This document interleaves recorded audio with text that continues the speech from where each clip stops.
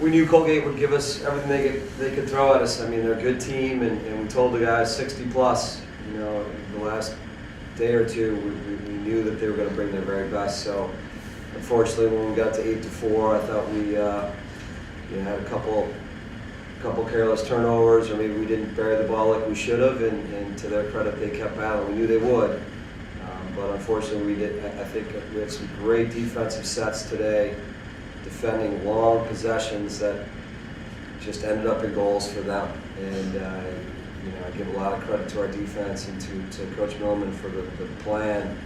You just hope that those can finish with a stop, and we didn't get those in that key momentum swing for them. So really pleased with the effort. I mean, ground ball play again. We just, once again, we've got to do a better job of finishing our chances, and if we continue to develop as shooters, this is going to be a fun ride for this team. So hopefully we learn from it. You got to keep the pedal down when you get up by 4, and we're looking forward to playing a very good Penn team at home on Saturday and learning from some of the things that we did tonight.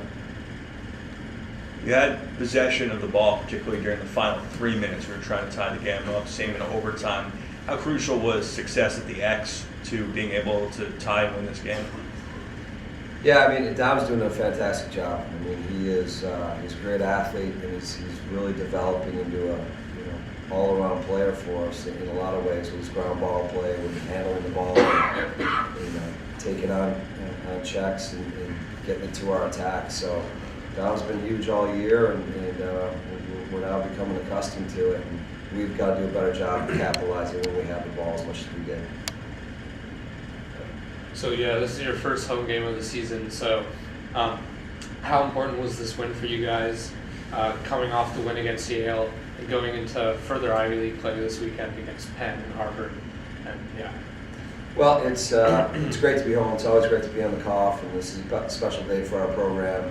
With George Boyardi, and we wanted to play our best. Unfortunately, we didn't do it for 60 today, but it worked out in our favor in the end. So it's huge for us. I mean, every game is a battle now. There's no easy games in Division I lacrosse. All you have to do is pay attention to scores, and we did a great job of finding a way to win.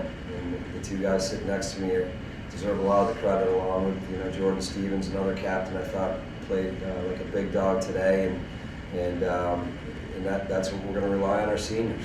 They show us the way, and so for us, we don't look past anybody, but as a coach, you play your way in, you play your way out, and you have to win games to make the NCAA tournament. It's that simple. You don't want to have any guessing at the end of it, and every game's important. So it's on to Penn now, and I'm excited to be with these guys and see how far we can take this thing. Coach, you talked about Jordan. Can you just go a little bit more about his performance on Ryan Walsh and how crucial that was?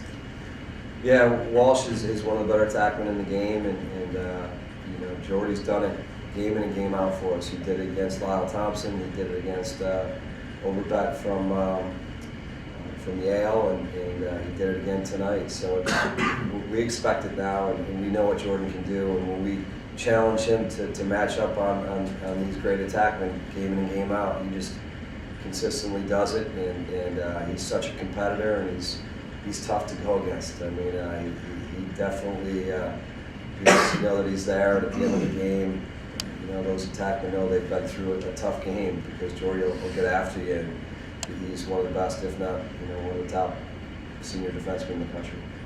For Dan or Matt, what was the strategy in terms of shot selection as well as ball movement in the final 2 minutes there, particularly with that score with 1:04 to tie things up?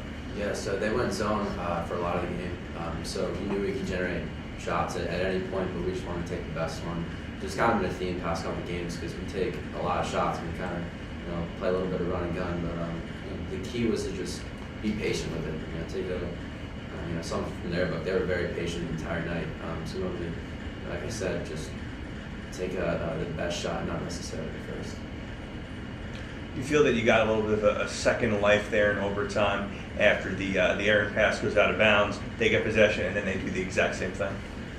Yeah, I mean, it was unfortunate that Beast threw it over at Hogan's head, but we have all the confidence in the world in our defense to get that ball back, and it just so happens it happened to them too. So it was a sigh of relief, I guess, but we had to put our foot down and score that goal at the end. So there was a big scoreless drought in the fourth quarter. So what do you think Colgate was doing well in that quarter, and how do you guys think you could have improved your play during that quarter? I mean, they got a bunch of strong defenders down there, but I think it was just us, trying to take shots too quick. We were trying to, force stuff that we didn't need to do. We needed to take a little bit of time and work for the best shot, and we didn't necessarily do that in the fourth quarter during that little stretch there.